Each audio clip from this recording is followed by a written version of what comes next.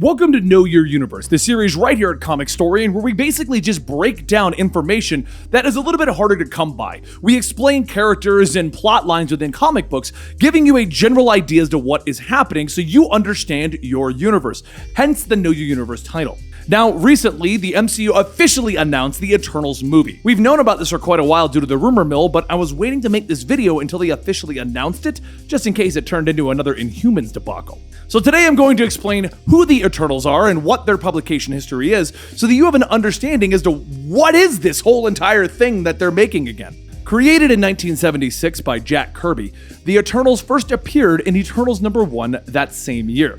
According to their history, the Eternals were created by the Celestials as a means to protect their other experimental race, the humans. Like many of Jack Kirby's creations, the Eternals combined the idea of science fiction with mythology. After the cancellation of his work on the New Gods at DC Comics, Kirby returned to Marvel and he started the Eternals. The series would run from 1976 through 1978, when it would unfortunately be cancelled, leaving much of Kirby's plot actually unfinished. The series would return in 1985, only to be cancelled again in 1986. For 20 years, the Eternals would remain dormant, except for a few one-shots and miniseries, until they were revived in 2006 by Neil Gaiman for a 7-issue miniseries that saw them reintroduced into the Marvel Universe. A second miniseries titled The Eternals Manifest Destiny would appear in 2009. Now, unlike many other Marvel properties, the Eternals have never appeared in any other medium other than comic books. It was announced in April of 2018 that the film The Eternals would bring these ancient beings into the MCU. The film is now set to premiere in 2020 and stars Richard Madden, Angelina Jolie, Salma Hayek, and Kamal Nanjiani. But now the question is, who are these characters? Well, long ago the Celestials descended upon Earth. There they experimented on early stages of mankind and created a separate species, the Eternals and the Deviants. The Eternals became a race of practically immortal beings who began to protect the blooming human race, usually from their more horrific cousins, the Deviants.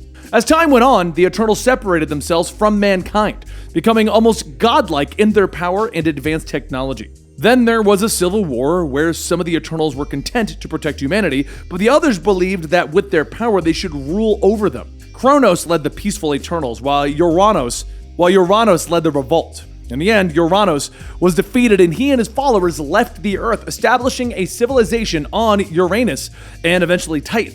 Over the centuries, Kronos began experimenting with Eternal DNA, and due to an accident that killed him, he unlocked the Eternals' ability to channel cosmic energy. Under the leadership of their new king, Zeros, with their new abilities, the Eternals established the cities of Olympia in the Greek mountains, Oceania in the Pacific, and Polaria in Siberia. Now, eventually, the Celestials returned to Earth to see how their experiments had fared. They were attacked by the Deviants, and the ensuing battle resulted in destruction across the planet. The great cities of Atlantis and Mu sank into the ocean where many humans died. The Eternals did what they could to rescue many people, defending the Celestials from the Deviants. And over the centuries, the Eternals have come into contact with many members of the Marvel Universe. Long ago, they fought against Apocalypse, one of the first mutants. They've also met Thor a long time ago, but his memories of them were erased so that their existence would remain unknown. In the modern age, the Eternals are still unknown to the vast majority of the human population. Yet when the Celestials once again returned to Earth to judge their creations, they were attacked by the Deviants. It was then that the Eternals revealed themselves to the people that they had been protecting for so long. They've grown fond of mankind and eventually decided to aid in the battle against the Celestials. While they were defeated, the battle with their creators took the life of King Zeros, whose final request was that his people would leave Earth and journey through the stars. While the vast majority of the population did, some of the Eternals remained on Earth, aiding in its defense. Those that remained began to forget their past, however. Sprite, an Eternal who's stuck as an 11-year-old boy for an eternity, has altered the remaining Eternals' memories of reality. Eventually, some of the Eternals manage to remember their past and they seek out the rest of the Eternals who are remaining on Earth. When the final host arrived on Earth, Tony Stark and Doctor Strange seek out the last Eternal colony on Earth to gain an insight as to how to defeat these new Celestials. Yet they find only a city in ruins and the body of the dead around them. With the arrival of the final host, the Eternals have learned their true purpose: to protect mankind so that the Celestials could use them against the Horde. a race of ancient beings that act to balance the universe against the Celestials' creations and experimentation. Realizing that their eons of life were for nothing, the Eternals were driven mad, and they took their own lives.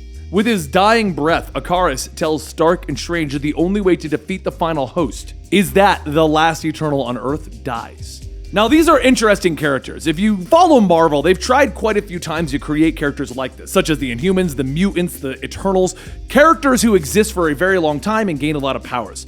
The Eternals seems to be their attempt at making an MCU movie about Celestials and this entire concept that we've been protected this entire time by this race of Eternals.